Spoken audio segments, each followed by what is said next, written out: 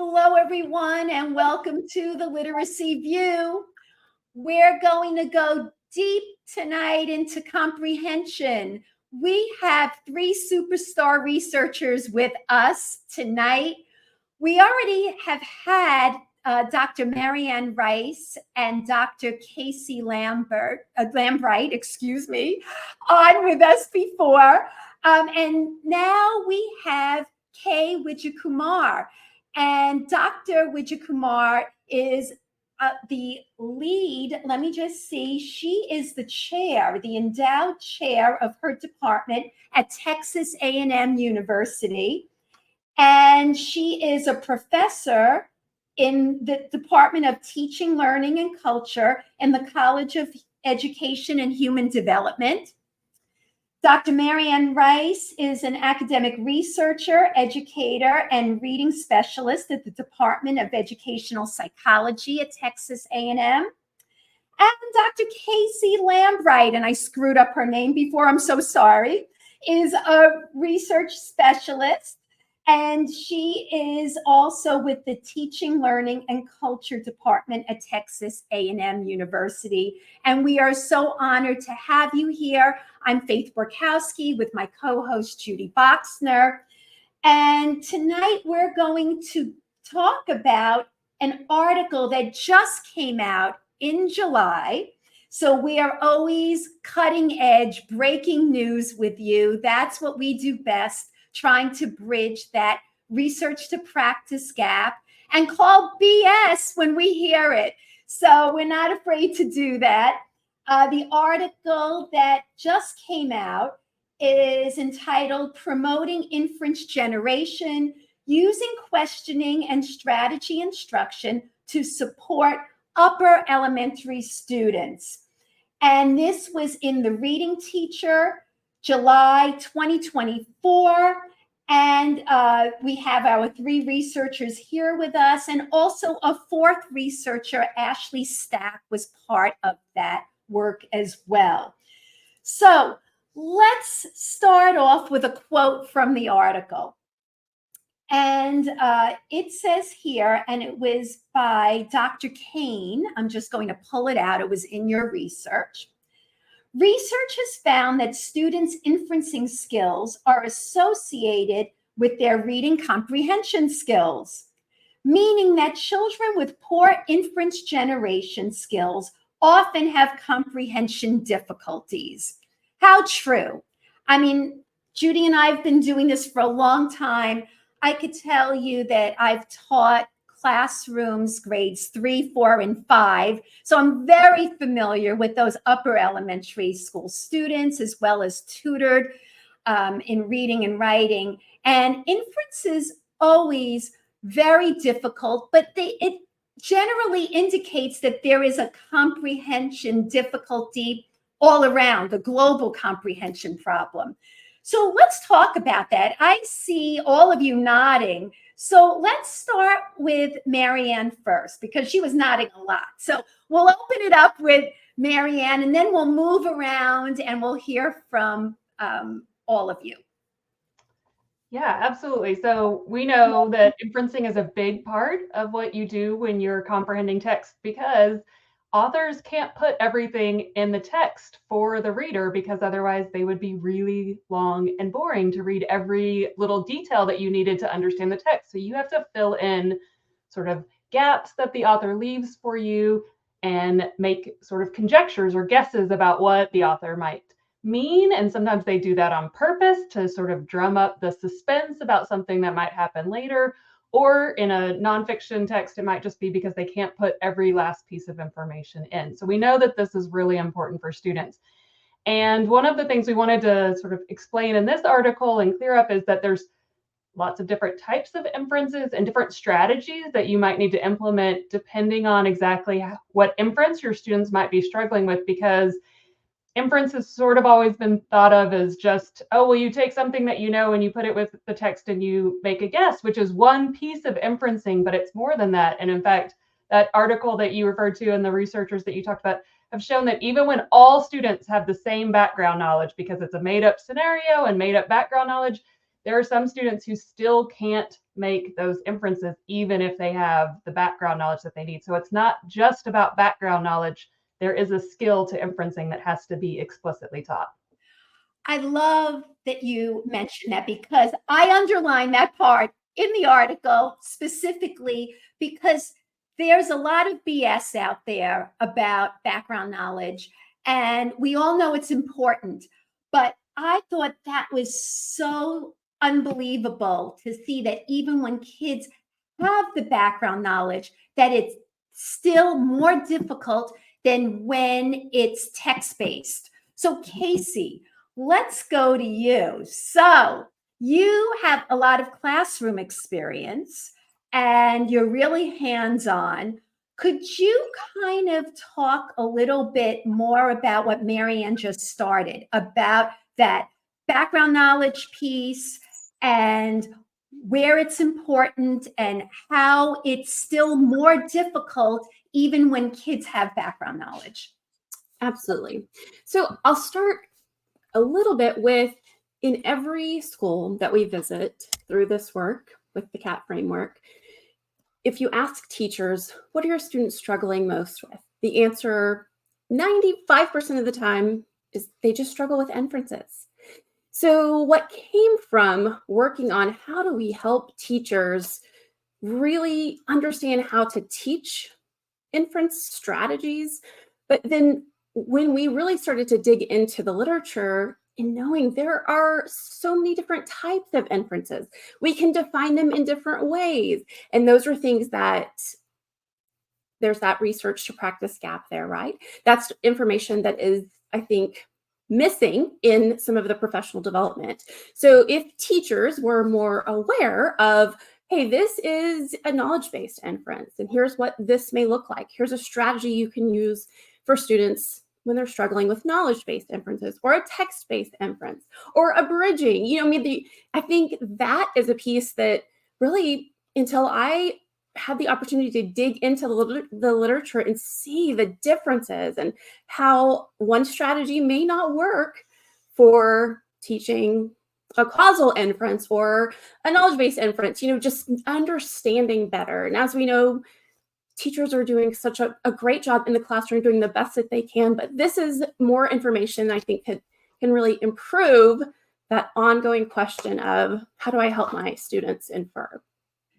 So, Kay, I'm taking this in, and I know you wanted to just hang out a little, but we're not letting you just hang out. So I want you to tell us why it is BS that strategy instruction is, you know, supposed to be thought of as, well, you know, you do it, but it's on the sideline of background knowledge. When in fact, what I'm hearing Marianne and Casey say is it's really important to not only teach it, but to know the different types of inference strategies that are out there and how to question based on the types of inference we're looking at. Because I could tell you, Judy and I know that there is a lot of BS.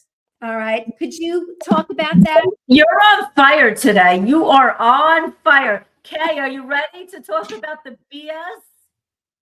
I'm ready and off to the races. You want to call BS? I'm gonna go all out here. So couple of things related to why I got interested in this inferencing work was because when my son was in 5th grade, he came home one day and brought a test that he was given.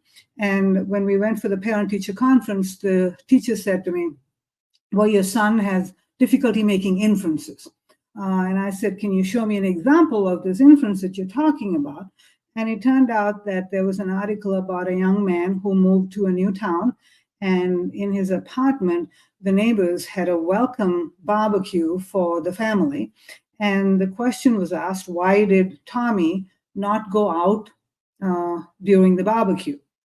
So the answer choices were that he was antisocial, 2 was that he was sick, and 3 was something else and something else. And my son had asthma, and he was always advised to stay away from smoky barbecue pits because it always triggered an asthma attack. So he chose that the child was sick, and that's why he didn't go out. So that's the inference he made based on his background knowledge. But it turns out that what the teacher was looking for was an answer based on the background knowledge of the person who wrote the passage. Okay, so now that person's inference was that this child was antisocial. Completely different things. And actually, my son's answer was perfectly legitimate based on his background knowledge. So again, going back to this background knowledge business, I call BS on people who say, oh, combine just your background knowledge with what's stated in the text, and then go forward as if it's your background that matters. And this is what trips up a lot of the children in the schools, because these standardized tests that they're taking require the child to place themselves in the role of the person who wrote that question, not their background knowledge. You go into a classroom with 25 kids, they all have 25 different backgrounds. You may be able to give them some general guidance about what they're looking for, but that's not how the questions are framed. So this goes beyond what has been discussed already. And again, I think I'm very keen on having a sort of an organic classroom-based conversation where teachers guide the thinking behind these inferences without having a whole sheet of definitions about these things. I'm always afraid of things getting turned into procedural activities. An inference cannot be turned into a procedural activity because of so many unknown factors. And in fact, many of these inferences have kind of an overlapping flavor to them, right? So you've got to balance this. I mean, this is where the teacher's knowledge and the teacher's knowledge of the child plays such an important role in actually cementing their skills in a manner that is necessary. We can't turn this into, if it's this type of inference, go do this. It's just not that, clear cut. I love that. I love that. For someone who wanted to hang in the background, man, you're getting a big cheers. I saw Judy holding up that button and I'm agreeing. Woo! Definitely. That was great.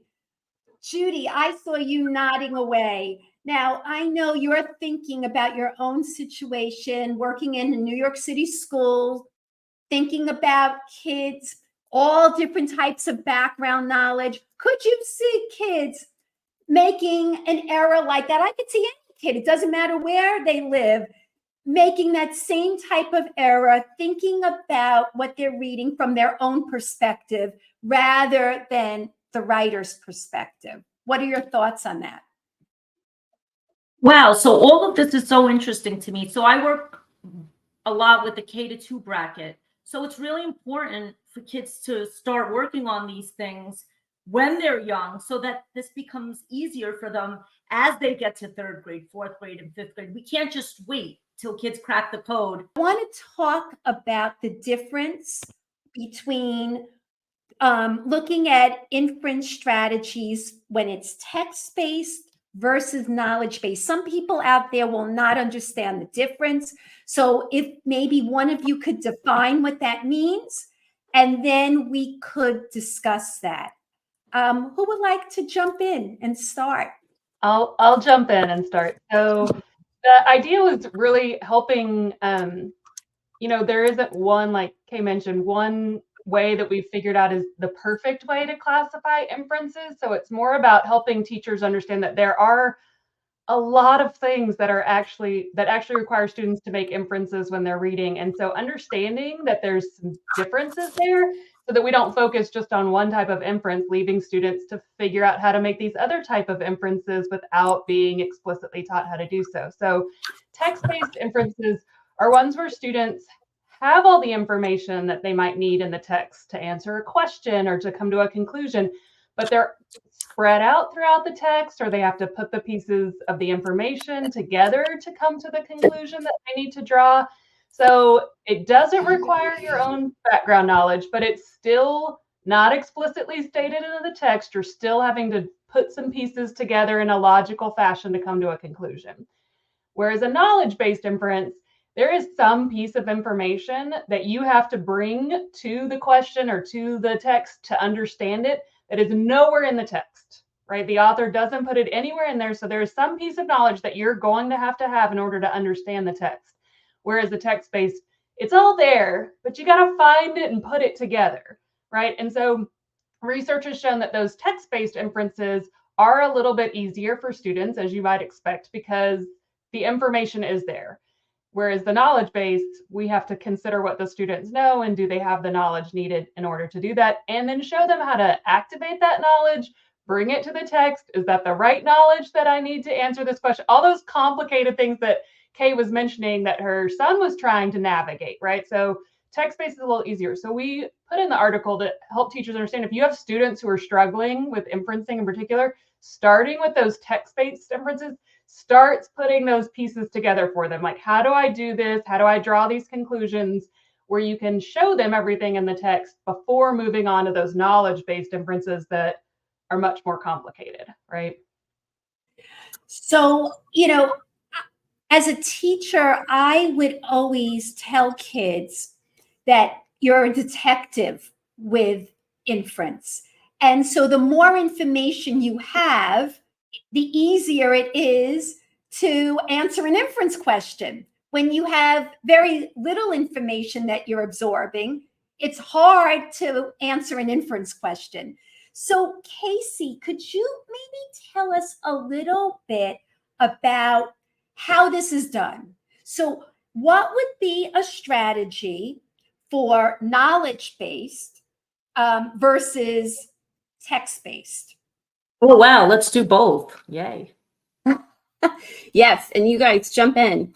So really quickly before you jump into that, I think it's also important to know that in a textbook analysis, we found that 2/3 of the texts are written as narrative, right? And then 1/3 is expository. And then if you think about, students generally struggle most with making meaning of expository text because of the lack of background knowledge, or potentially a lack of background knowledge.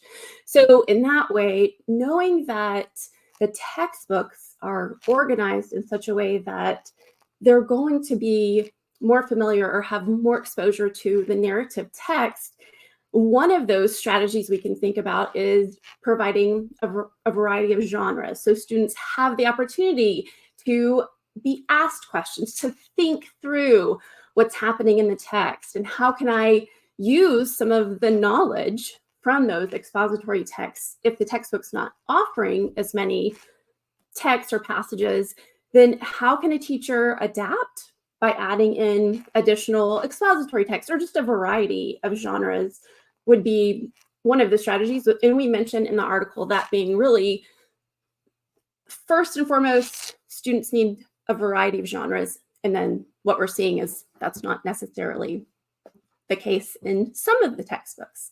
I also wanted to point out really quickly too, in looking, and you might have seen this in the article, but it's fascinating to really grasp that 50 to 90% of the questions on reading comprehension assessments are inferences, right? So what do we do? How do we arm students with this skill in the ability to think through and use those strategies to understand what's going on in this expository passage? How do I make meaning?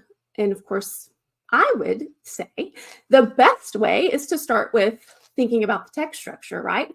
If we help students find that underlying text structure, whatever passage they're reading, be that narrative or expository, then we have an opportunity to help students find, okay, well, there was a problem in there, which then leads to, why was that a problem? We can use text-based. We can also use knowledge-based inferences once we've identified that text structure. So I'm listening to this, and I can't help but think that years ago, when I was a classroom teacher, we used to gather books together based on a theme. And, this was a very popular way to teach in the whole language years and that was a positive. That was one of the positives of whole language. But of course, we threw the baby out with the bathwater. But I remember working in the curriculum office, gathering books together for a particular theme. So if it was February and it was, Chinese New Year, we were getting fairy tales, folk tales related to this, and then nonfiction books paired with fiction books. And, and they got the vocabulary. And that's what I want to talk about now. In your article, you talked about context cues, and that's really inferencing for vocabulary. Kay, could you talk a little bit about that? The importance of using the context, which is really inference, to build vocabulary. Yeah, and all three of us frequently discuss how for varying degrees of background knowledge that children bring in, just about anything could actually become an inference also. So if a child has very little background and they don't see these kind of paired passages that you were describing and get multiple experiences of using the same vocabulary word in different contexts, or seeing all those applications of that vocabulary, then for children without that background, it becomes very difficult to actually comprehend, because they can't make the inference about what that means in that context. So if you talk about, giving a child who's a bilingual child and give them a passage that says there was a patient in the doctor's waiting room, there's going to be major confusion with them, wondering what the heck is going on here. The word patient is being used twice with completely different meanings, and it requires inferences for the one term and another term, all within the same context. So going back to what you brought up, the way we approach the CAT framework, which you already heard about, and the inferencing, is to actually highly encourage the use of multiple texts, paired passages. For example, we have a science passage about roller coasters, and we pair that with a poem about roller coasters, so that we build familiarity for the child on the terminology that's very unfamiliar to them. Potential kinetic energy is something that's not familiar to them. It's not in their regular days lingo, but by seeing it in a poem and then seeing it in their science context. So going back to the inference, again, depending on the various backgrounds that the children bring, you have to have the ability to understand what that word means in that context. And it's a very important thing. So within the CAT framework and the instruction we provide, we do pre-teach specific vocabulary words for that very reason, so that if you give them synonyms, antonyms, and usage in the context, then when they come across it, it is no longer a pure inference. They're at least somewhat familiar with it, and they can actually build on it. And overall, I think that the suggestions that have been made between Marianne, Casey, and both of you, it fits perfectly with what we intend to do. It's fascinating. I mean, I love what you're doing in Texas A&M. Just to mention to our audience, we had an episode with Casey and Marianne about main idea and the meta-analysis on inference. And so we're going to post that episode in the show notes so that people could go back and go a little bit deeper into this subject. Judy, what are some of your thoughts, questions, concerns, any comments about what you've been hearing and how it might apply to the work that you're doing? So I just want to once again give Kay a shout out. Your examples are just so on point. It shows that you really have experience working with kids. You're not just talking about research from a research standpoint. It's so practical and just makes so much sense. And I appreciate you also giving that lens to how this could affect, our English language learners, because in the schools that I support, we have many kids that are really poor. We have many kids that English is not their first language. So I think that's such an important piece of the puzzle as well. I think that what's really hard for me is that I think that a lot of teachers don't realize how hard inferencing is for so many kids. And I think what's concerning me a little bit is that there's such a heavy focus right now on teaching kids how to crack the code in schools. And I saw that especially in one classroom, that there was many kids that, they did great on their screeners in the area of being able to decode, but those very same kids underperformed in the area of comprehension. And I knew that because I looked at the screeners of where they were using Acadians, where they should have been, and where they landed. And that shows me that I think as a nation, we still have a lot of work to do in reading comprehension and the other pillars of instruction. I think that so many people are right now, taking what they're learning about the science of reading and applying it to phonemic awareness, phonics, maybe to fluency. But I think that equal amount of attention needs to be given to the pillar of comprehension and vocabulary, because the goal of reading is to be able to abstract meaning, right? And to understand. And I think that for a long time in the balanced literacy days, which I was a big part of, because when I was teaching, that's, the model that was being followed. I think we always knew what the word inference was. We always used it, but I don't think we taught it that well. I think we just always asked a variety of questions. And once we said, okay, this is a literal question, this is an inferential question, this is maybe a text to self connection, we thought we were done. But I think the really important piece of what, I saw in this article, and I love that as researchers, you thought about us teachers, because I am still a teacher in the field, you broke it down to a little bit deeper as to what does that mean for me as a classroom teacher? What does that mean to me as an instructor? How do I take this information and bridge that gap of learning? And I don't think that that's an area that a lot of people are feeling as successful as they may want to be, especially in the K-2 bracket as well, right? There's such a heavy emphasis on these things in 3 to 5. Why? Because we got to take that state test. We got to take that state test. We're going to do this. We're going to, but that might look differently in K-2, right? Kids are cracking the code, but are we still doing those read alouds? Are we still doing, I really like how the article mentioned those think alouds and modeling. What the article didn't touch on that much is, what does the with portion in the gradual release look like in showing how to do these things in terms of inferencing? There was a lot about modeling, but what would that look like in the with or we do portion of a lesson? If anybody could give me some practical info.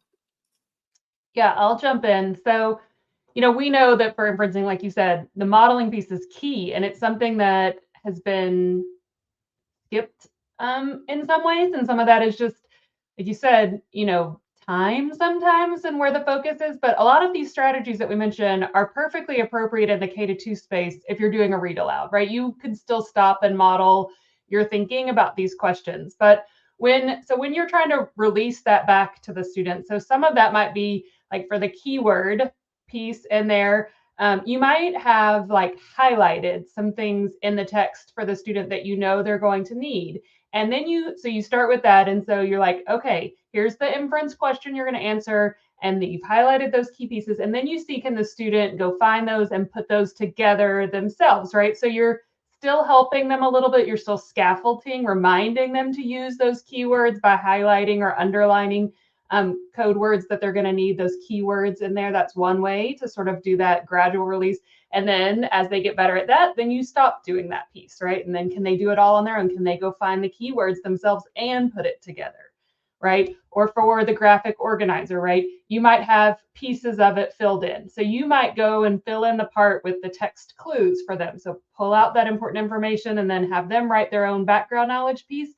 A big piece of that is then when they make that inference, and this is a piece people don't talk about, is kids like Kaysen don't make wrong inferences, but they don't maybe make the best inference or the inference that they're looking for, right? And we have to teach them why that is and how inferences can look different. And so then showing them, oh, you activated this background knowledge, but there's other knowledge that would also be really important in kind of talking through that. So give them the chance to see what are they going to activate, and then scaffold, well, here's some other information that you need that would also help you make this inference. Do those help, Judy? I think that helps, but I think the struggle in a lot of situations is, so even with those graphic organizers, right? Principals get very attached very often to products, right? And some kids, writing is a more complex skill than being able to verbalize something for some kids. So now there's this new level of pressure. Are we expecting kids to be able to verbalize their thinking for the inference or what the inference is? Or are we now also expecting them to be able to write that down? That's a very different thing for a lot of kids. Or do we just differentiate and say, oh, for the kids that can, go do it, but for the kids that can't, just articulate it? I think that there's this over attachment to artifacts in schools and being able to show that the gradual release and the independent produces a product. How do we memorialize that for kids that are still trying to crack the code? Yeah, I think with your younger students or writing, you know that writing it down is going to add an extra layer that's going to take that focus away from the deep thinking that we want them to do with inferencing, that you can take that piece off. So they're talking about it with a neighbor, you're writing it on the board for them in ways in a small group or that kind of thing. Take that piece off if the writing is too difficult and it's going to cause them to lose their train of thought or lessen their thoughts because they don't want to write all those thoughts down, right? We certainly don't want writing to become a hindrance to the thinking for students. So you do have to differentiate. And that's where like what you might do in third grade might look very different than fifth grade. So it's a spectrum. We were trying to hit a variety of grade levels, but I used to do this when I taught kindergarten too. And we would just do it on the board together and just trying to get those ideas and show them the thinking that is behind this and that we're not just, reading words on the page to read words on the page. We're trying to understand this text and think deeply about the text. And like you said, sometimes we use those terms like make connections or make predictions. All of those are inferences, right? So let's call them what they are. They're all inferences. None of that information's in the text. Students, when they're making predictions, making connections, they're making inferences, right?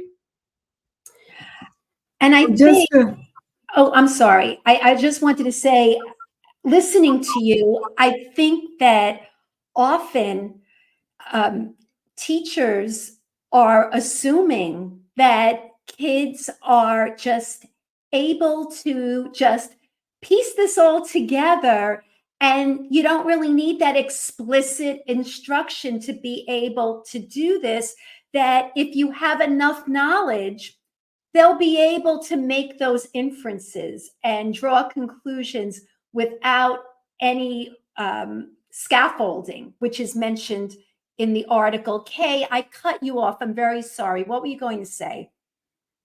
Yeah, so you better be careful, Faith. She might call BS on you for cutting her off.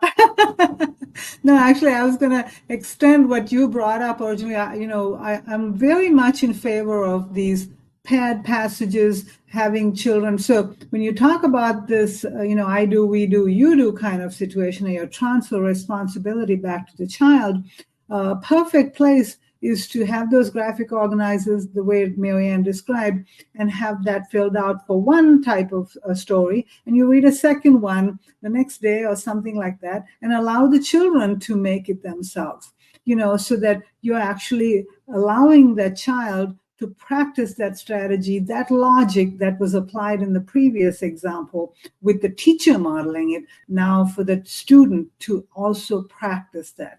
And of course, it's a little tricky business to find things that are called low road transfer, right?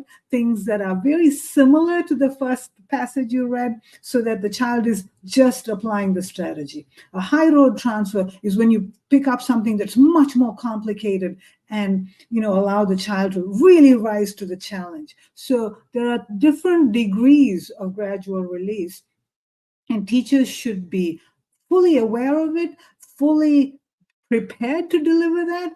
And also, because, you might have a child who's pretty advanced who could go for that high road transfer, but you also need to make sure that all the children have the ability to practice that with a very similar sounding passage. And the nice thing about the new large Kay, can I language ask you a models- quick question? Yeah. When you say a similar type of passage, would you say it would have to be on the same topic if we were getting practice on it, or could it be a different topic? It could be a different topic, but when you take a narrative text, which is very popular in schools, you could find another similar story. And what I was going to say also is that with the new large language models like ChatGPT, you could actually feed it one passage or a story and ask it to produce something very similar for you to allow the child to actually practice with, independent practice, so to speak. So, I mean, we have some very, very nice innovations that are coming down the pike that will actually make life easy for the teachers to do exactly what Julie brought up. Interesting. I think practice, I heard you say that word many times. And I think that that's the key in everything. I don't care which pillar we're talking about. Practice, practice, practice, right? We're not giving kids enough practice, and we're just kind of exposing them, almost like just spray painting quickly and not really going deep enough into that practice point. So I want to get back to Casey because she was quiet for a little while. And I want to hear from Casey about the difference between coherence versus elaborative. So that was something that was mentioned in the article. Could you explain what that means in terms of inference, what the difference is, and how teachers can use that knowledge? Yeah, absolutely. So coherence being those where, let's say, Faith got a new toy. She really loves that toy or that car, right? So then I'm using pronouns there to hopefully make that connection. So that's helping me to understand the text, right? What is it in that text, and am I picking those things up? Or if I say got a new toy and then I say a car, am I able to make that connection so that is coherent for the reader? And then that elaborative piece, those inferences, right? Those are conclusions that readers make by adding in their background knowledge. So we might make an inference, or let's say that we use the CAT framework to identify the text structure. We've said that it's a problem and solution text structure. And so as I'm thinking about that, if Cinderella had a problem, what was her solution? Her fairy godmother, right? So then I'm kind of thinking, what's the theme? Is I've developed what I know is the main idea here, and that she did have a problem, then I can elaborate and think of those elaborative inferences by connecting why did the author share the story of Cinderella? What is the theme of Cinderella? Extending just a little further. And then, of course, that opportunity to pull in background knowledge. So hopefully that helps. Yeah. So what I think we want to get here is that there are different layers of inference. And some types of questions are easier. And it's based on the type of text as well as the type of questions you're asking. Is that correct? That is correct. So the easier one would be text-based, yes, and coherence. Right. And the harder types of questions would be elaborative with knowledge-based. So that's something for teachers to think about, that I don't think many teachers will separate the two. Right. They kind of put it into the category of inference. Yes.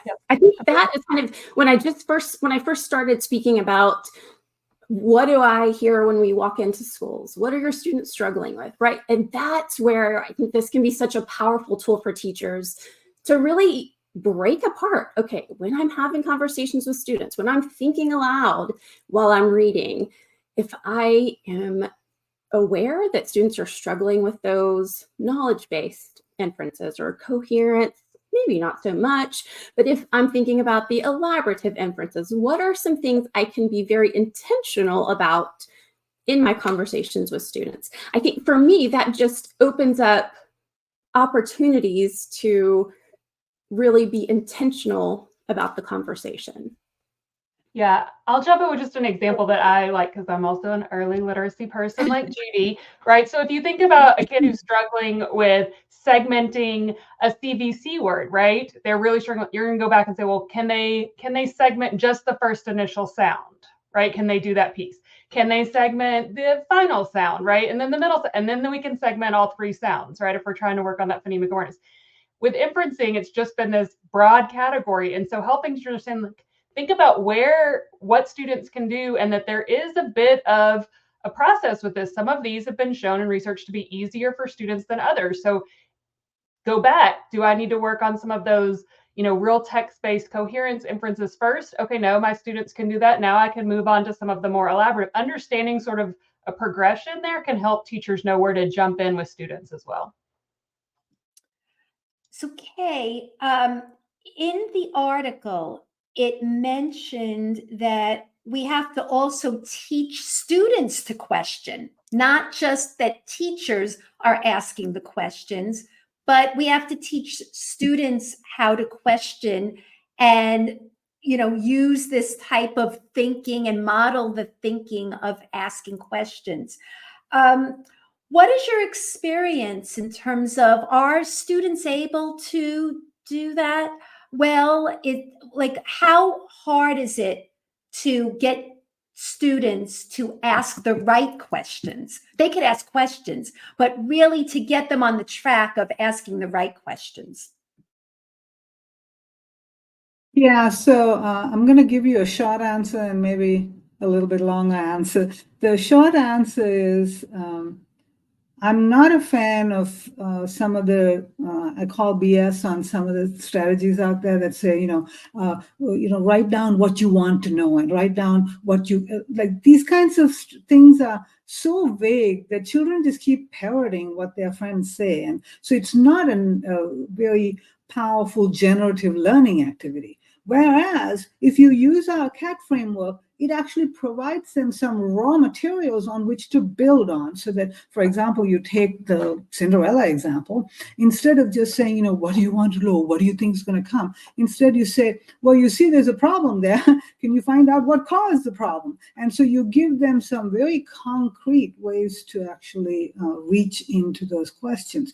So that same technique can be applied. And I know that we have quite a few teachers who have expressed how powerful it is when you teach that text structure-based causal inferencing, those kind of inferencing chains, so to speak, a causal chain.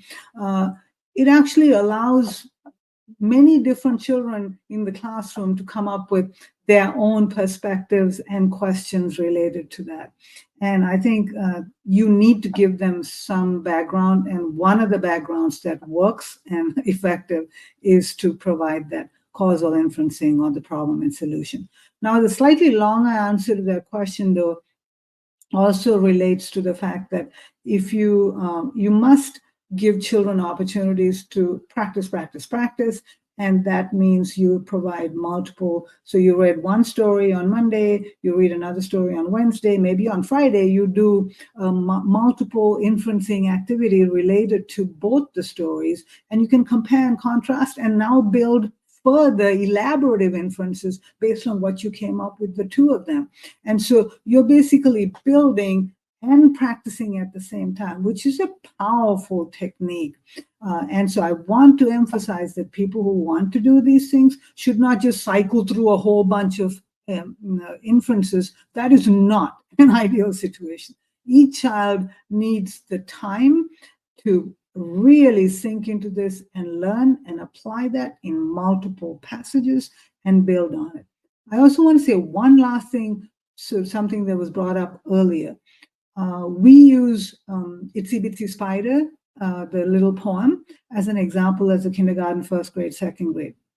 You can make so many inferences with that. Children who are, 3-4 years old, I can show them how to make an inference without even calling it an inference. I know I do it all the time.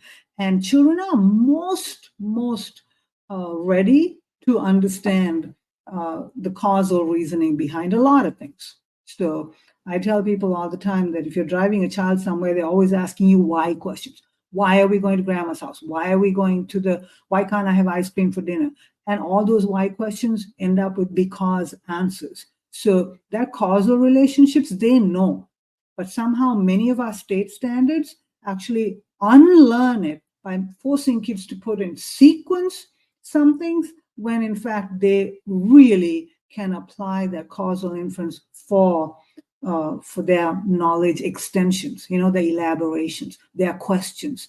They can actually rely on that. Tell us about the itsy bitsy spider.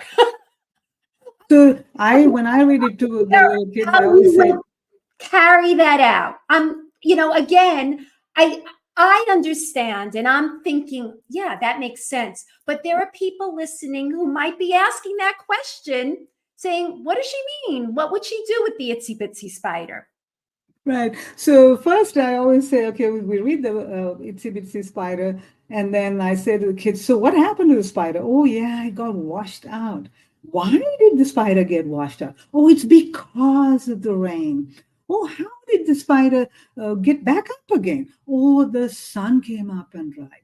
So let's talk about when you run out in the rain. Why? What happens to you? Oh, so you get wet too. How do you dry up? Oh, your mom brings you a towel. Okay, so we have this way of connecting their life, to the itsy bitsy spider's behavior. And then you can make inferences. So what happens if you go out in the rain? You are going to get wet. You're not hanging out in the spout, but you will still get wet. So you can make inferences, you can build on those things. And so we find that to be a very powerful example that works for a little child, even a third or fourth grader, because they've never thought of it like that.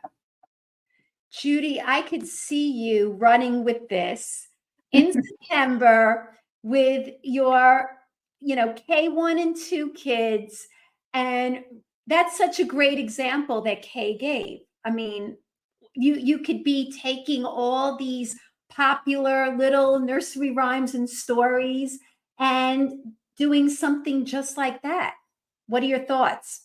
I think that's definitely true. I mean, some of my go-to favorites for kids that crack the code or are in first and second grade, I've been having a lot of success with Aesop's fables. They've been really, really fun to work on things like theme and so forth. And like sometimes I'll cover the theme that's on the bottom of the book, and then we'll read it together and we'll go through the process, and then we'll do a reveal to see if we got the theme and so forth. I think some of the difficulty that might come into play, and I'm hoping you guys can give us some solutions. So a lot of schools are adopting different programs, and many of the programs jump to a different skill or standard every single day. So how do teachers tackle that? And, like all these programs or curriculums or whatever they're calling them, they're actually programs, and a school's job is to create a better curriculum. I've learned that from the literacy view, Maureen Ruby. But how do we tackle that? Because a lot of these programs in the field, today you're doing theme, tomorrow you're doing author's purpose, then the next day you're doing problem and solution. And this is what the teachers have to deal with. So how do they tackle that? Where's that button? Yes. Really? So what do we do? But that's what we're being. Please say that again, because it was a little bit unclear. Casey, say that again, please. I said, hit the bullshit button. That's what we would say. Right? Yes. But what do we do? That's what we're told we need to do. We need to be rule followers. And 99% of teachers are rule followers. We are afraid to not follow what we're told to do. We get a pacing calendar. I actually make the pacing calendars sometimes. And that's what's on the pacing calendar. And then kids are assessed on things that they haven't practice so many times, and now we're looking for mastery. But these are the companies that everybody's saying, this is science of reading. We're moving in this direction. This is going to fix all of the problems in the world. It won't, right? What do I do? I think that is such a great comment. Judy Boxner, you're getting a cheers for that. I guess that makes up for the technical difficulties earlier on. So that's good. It's like you've heard Kay's speeches before. That's the first thing she goes into schools and says about their textbooks or curriculum, whatever their program, whatever they're using, is about these comprehension islands, as she calls them, that schools are doing in these textbooks. And it's not what's best for kids. We know. But then why are the And- publishers not being held accountable? This is what they're creating. We're being told this is evidence-based, that this is what is going to help kids, but it's still happening, right? Even the Reading League, they came up with a tool to try to combat this, but this is still happening. When you go into the field, like Faith and I do every day, these are the things that are still happening. So it might be BS, but this is the reality. Well, the reality is we have to buck the reality. And let me just give you one number that makes sense to you. So the bottom line here is people switch curricula every 3 to 4 to 5 years. So there's an adoption year every 4 years or 5 years, right? So the National Reading Panel has been out since the year 2000. The NAEP has been going around for 40 plus years. The scores have remained exactly the same regardless of what's come and what's gone, right? So that tells you that all these textbooks saying that just follow this and things are going to get better, it hasn't, right? So it's up to us to call BS on this and change this practice. When we work with schools, we no longer follow their scope and sequence. We negotiate with the district on doing main idea summaries, inferences every single day, and then allowing time for whatever their skill of the week is. And I'll tell you. You know what? Yeah, I just want to jump in. There's one thing that I did this summer. I'm going to say it proudly on the air. So for foundations and so forth, for phonics, I made a scope and sequence for the whole year. I actually did not do the whole year for the knowledge building comprehension portion. I only went to October because I will be damned if I just go with the flow and not listen to the input from my teachers, not look at the data that's coming down the pipeline, not seeing what kids are struggling with, not seeing what kids need more practice with. So guess what? You only have curriculum maps till October 31st. I'm going to wait and see what the data is telling us. Well, I will go further in encouraging you to take a look at the way we frame it, mainly because the way these textbooks are operating, they take every state standard and then they slice it up into small units, and then they spiral through them in a very arbitrary manner, right? So they try to get equal parts of everything so that they can tell you that they have checked off the boxes on your state standards. Checking off the boxes does not mean your child has mastered it. And further, by equally emphasizing author's purpose and a main idea, what you're doing is massive destruction to comprehension. Author's purpose is a nice to have skill. Nobody goes into the bookstore and picks up a book and says, I wonder why the author wrote this book. They want to know what the book is about, which is your main idea. And so if you don't do the main idea with every passage that you read every single day, you are destroying comprehension because it is one of the foundational pillars of comprehension. Wow, Kay, look at you. Faith, I think you found a no BS bestie. I was just going, oh my goodness, Judy, Marianne, I was Kay, just going to say that. Kay is no BS. Holy moly. Yeah, no, Kay. I knew you were going to like Kay. She's a no BS. Yeah, she was not afraid to call them out. You know what? But part of the problem is, be honest, people think so much about the state tests when they're thinking about what they're teaching kids, and they just try to mimic what kind of questions are going to be on the state test rather than doing exactly what Kay said, focusing on what's really a priority for kids in their real life. With this approach, what you end up doing is you front load these essential pillars, the main idea, extending it to a summary, making inferences. Those three are essential pillars. Then you leverage that for author's purpose, character traits, genres, theme, what's the moral of the story. So those are the extensions to that foundation that you lay up front.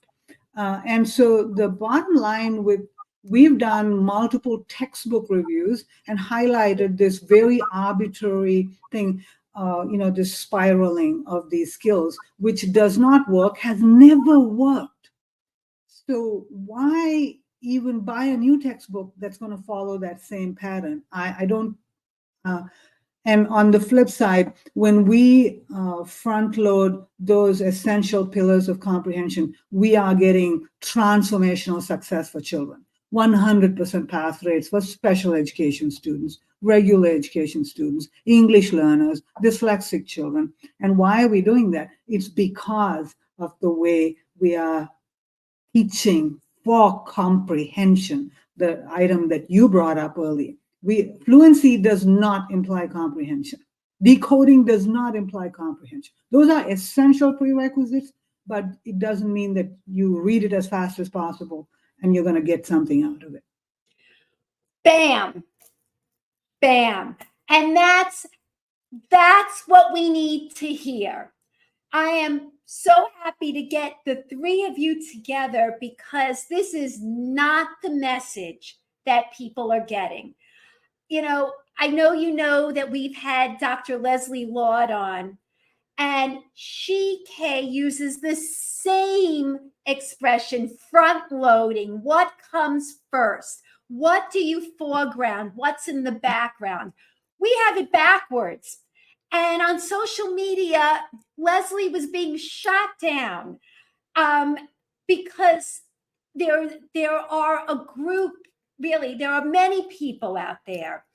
I don't want to lump them all together, but there are many people out there who have special interests in keeping a certain narrative going. I know you know what I'm talking about. I see Marianne nodding. Marianne, jump in. Let's Wow, three heads nodding, and they're not mine in face. Yeah, there's no perfect program, there's no perfect textbook out there, and we know that a lot of times these big companies get to have a lot of say in what happens in education. And educator preparation programs, we're doing our very best to try to prepare teachers, but a lot of them are then going out into schools and being given these materials. And like Judy pointed out, teachers are typically people who did really well in school, which meant they're rule followers, right? They went into teaching because they liked being in school, and how do you like being in school? You're a rule follower. You follow all these rules, so they do what they're told, even if we're trying to do this. So we really do need to try to help teachers understand, and the thing I love about what Kay and Casey do in the schools is you don't have to throw the textbook out because there's a lot of great passages in them. You just have to reframe how you approach the comprehension piece of those passages. So front loading, teach students how to read the passages, identify the text structure, write the main idea, write the summary, make the inferences. Once they can do that, then you can teach them author's purpose, then you can teach them theme, and those things make so much more sense if every passage you read, by the time you finish it, you already know the main idea of that passage. Right? How do you come up with the author's purpose if you don't even know what the passage was about? Okay. What's crazy to me is how people kind of said that main idea, those silly main idea questions. I mean, I can't believe when I read this, that people say this and people agree with that, because how do you read something and not constantly want to get the main idea? Every paragraph, you are trying to get the gist of every paragraph until you come up with the big main idea of what you just read. That's how you study. How in the world is this happening? I'm losing my mind when I see that people are saying Ladies, like ladies, do you have a margarita or like a Bloody Mary for my co-host? I think she needs a little something to spice up her night. No, sometimes I'm just shaking my head saying, like, what planet is this? We've gone in such a different direction. I mean, I think just because, as Judy said, we're talking about science of reading, evidence-based, we're assuming that the textbooks are evidence-based, and yet these types of things are being said everywhere on literacy podcasts, and people are cheering about that. I just don't understand that kind of thinking, and yet it's all over the place. I want to just bring up to our audience that we recently had an episode with Dr. Leslie Laud and Nate Joseph about writing and comprehension, and just the things that Marianne and Casey and Kay were just talking about. I feel like this is like a layering effect. You should go back and watch or listen to that episode as well, because the same things were being said, and the same misinterpretations were being made. So I would recommend that. One last question I have for all of you is, and it's something that Judy brought up, what about kids who did not crack the code? They're in these upper elementary school grades. They did not crack the code, and they're given these passages, and their actual word reading is not adequate. Where do you begin with those upper elementary kids, and how do you balance the teaching between the two? Because I think there are a lot of upper elementary teachers who are struggling with kids who, cannot really get through the reading. It's overwhelming.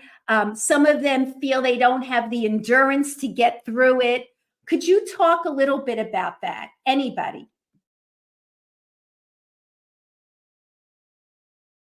Please, somebody. I'll jump in. Yeah. Wait, Faith, if they don't raise their hand, you got to get out talking sticks. One for Mary and Rice, one for Casey, and one for Kay. I'll jump in. So, you do have to find a balance. We don't want to not just skip that they would ever break the code and that they're going to be, that's just the way it is. So we definitely have to find a balance. But just like in kindergarten, we don't only focus on breaking the code in first grade only. We still have to teach comprehension. The same is true. And so if you have a student who is struggling to read the words, you still want to teach these comprehension skills on grade level complex texts for them. And so there's several ways you can do that with having things will read the text to them so that it becomes a listening comprehension activity until they're able to read more of the words on the page. Partner reading, so listening to a partner read it to them.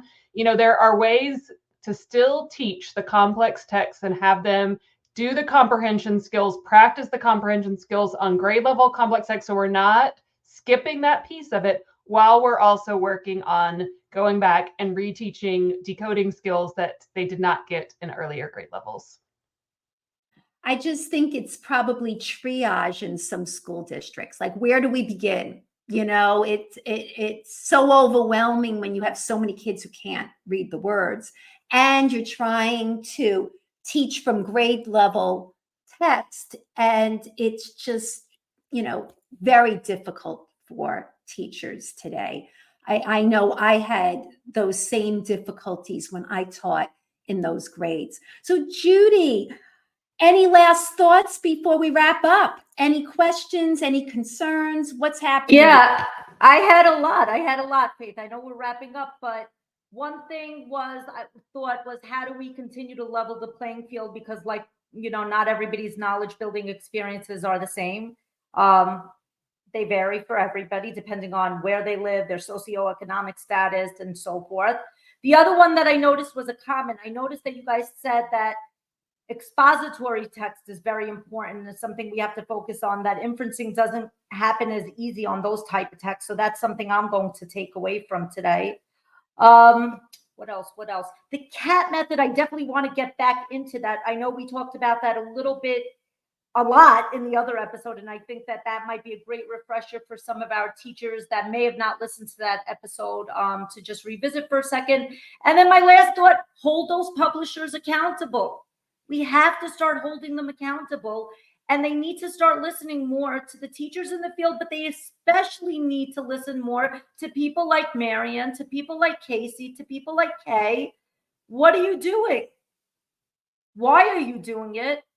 And then the last thing is, I noticed that you guys use 2 different words that should be focused on when kids are working on these skills. And it wasn't who and what. What were those 2 key words in those articles? That was a big takeaway. How and why? Are you talking about the And question? why? Yep, how and why. And don't be vague about saying, well, ask about the important part of the text, because what is the important part of the text? So starting with that text structure. So if it's a cause, problem, solution, the important parts are the cause, the problem, and the solution. Your main idea tells you that. Or if it's a cause and effect, the important parts are the cause and the effect, those causal relationships. So you have to teach students the important ideas if they're going to ask questions about the text, which is the text structure. But again, going back to just in the read aloud, in the conversations you're having with students, when I'm modeling my thinking and I ask, I wonder why Cinderella's crying. I wonder why her stepsisters are so mean to her, right? Why? I'm just continually modeling my thinking, which then results in hopefully students making those connections and those inferences, right? Lots of modeling, lots of questioning that is intentionally going to lead to, how do I understand how this author organized the text, and how can I use that to make those really important connections? So, in listening to this and wanting to tie it up, I just, Judy asked about the publishers being accountable. From what I heard from Kay and what I remember Leslie saying as well, is that this work could be done no matter what program you have. That these are strategies that could be applied to any textbook, any program that's given. I think the key is to make the schools aware that whatever you have, this has to be the important part, not just going by the questions that the textbooks give you, that they have to have enough understanding that you don't have to take the questions from the textbook, that you need to not just slice and dice, but do it the right way. Is that, Kay, am I saying this the right way? I hope I am. Absolutely. The intentionality plays a huge part, and educating the teachers and the administrators on making sure that these foundations are handled is the key to unlocking this mystery that we call comprehension. Because if you actually just follow their scope and sequence, you will wind up exactly the same place you were last year and the year before and the year before. And I always give this example during PD. If I ask you what's the recipe for a pound cake and you tell me you need some flour, butter, sugar, eggs, and salt, you haven't told me how much of each of those you need, right? So I just go ahead and buy a pound of butter, a pound of salt, a pound of sugar, a pound of eggs, and a pound of baking soda, because I think, it's a pound cake after all. And you didn't tell me how much it was. So I put it all in the thing and I stir it up and I bake it. You'll get a hockey puck. So what these people have done is taken the dosage and completely messed it up. So we know that the state standards are correct. We know they need to know author's purpose, character traits, main ideas, summaries, inferences, all these things. We know that, and those are all correct. What they're doing to you through their scope and sequence is to give you the wrong dosage. And therein lies the biggest problem. And if you don't take charge of the dosage, you'll be overdosing on author's purpose and underdosing on main ideas. And that's Wow, a that's bad recipe. powerful. Wow. We have our new no BS bestie right here. Wow. Okay, that was Hey, awesome. where have you been all of Faith's life? How did your paths not cross before? I've always said, Kay says the things that we're all thinking, right? The Wow. reality is, in every professional development session, we have a PD tomorrow. In every session, Kay says the things we all feel, but just wonder about. Like, oh, yes, thank you. Yes, thank you. Casey, just for 2 seconds, can you give the viewers that may have not seen the last episode a quick synopsis of the CAT? Absolutely.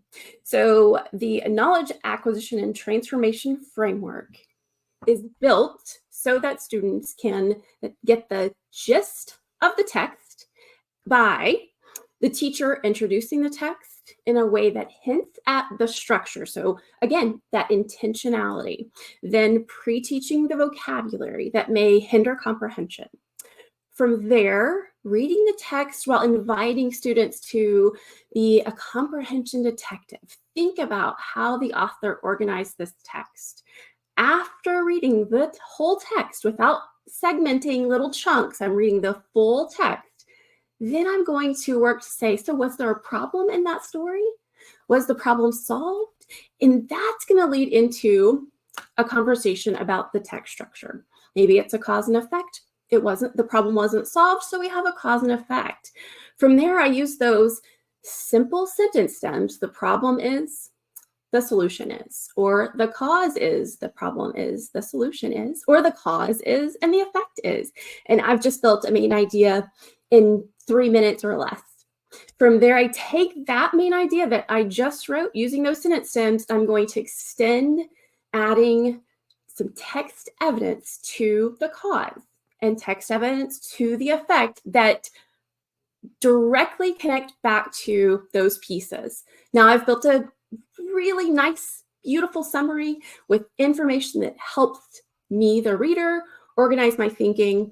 And then from there, I can take that. Now that I know I have a main idea and summary, I know the gist of the text, I can answer a multitude of inference questions by leveraging that main idea and summary to answer those inference questions.